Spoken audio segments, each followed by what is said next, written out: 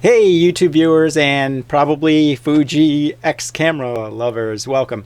I'm going to do a little bit of a breakdown of some budget Fuji cameras that are still really good in today's day and age. Let me just say I'm also going to have some samples from each of these cameras at the end of this video so you can see my settings as well as the quality of the images. So I started looking for a backup camera because I shoot mainly with a Sony A7III, which is what I'm filming with. And I've always loved the Fuji camera styling. I used to have an X100T and I miss it. So I started to look at the XT1 because you can get them fairly inexpensively. In fact, I also found that the E2 shares a lot of the same qualities in terms of sensor and processor as the T1. So, and then I already had, already had the X70, which is a pretty sweet camera. The X70, just to get into prices quickly, you can get them from anywhere from 400 to 600 on eBay, and even though it's the smallest of these three, it's actually the most expensive. And then the E2, you can get for around $300 right now. By the way, I actually got this, just as a side note, I got this bundled with a lens that I didn't use. This is not the lens I bought it with.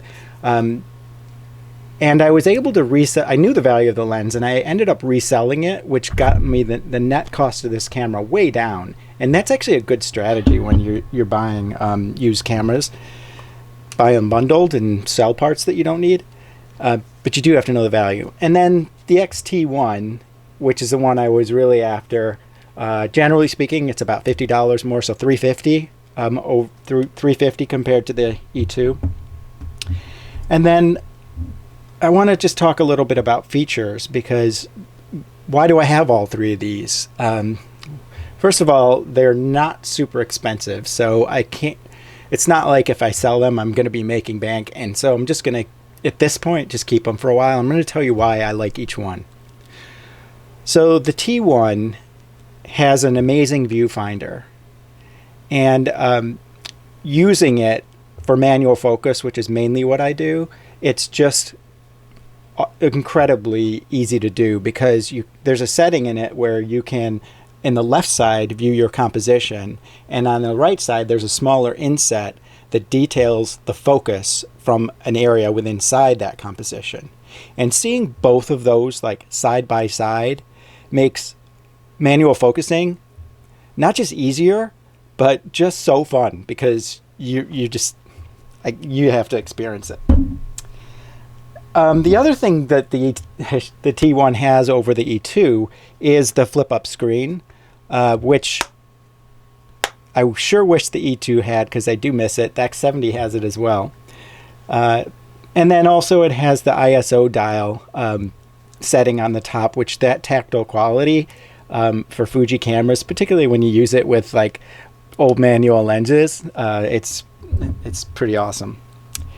Now, the E2 on paper, like I said, it's the same as the T1 in terms of sensor. It's a Trans 2 processor, or Trans 2 sensor processor. But what this has for me is just sweet styling. It's got that range finder, slightly smaller, slightly lighter than the T1. It's a little stealthier, which may or may not be important depending on the situation.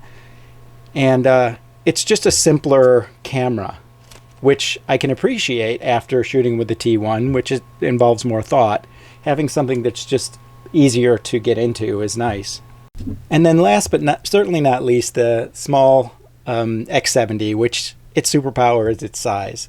But it also has compelling features like a flip-up screen and a really nice 18.5 millimeter lens. It's a 23 millimeter equivalent, but it also has software that interpolates 30, 35, and 50 millimeter, which is really fun to use when you're actually out. But the image resolution does suffer a little bit, but it does interpolate. The software does interpolate it, which is cool.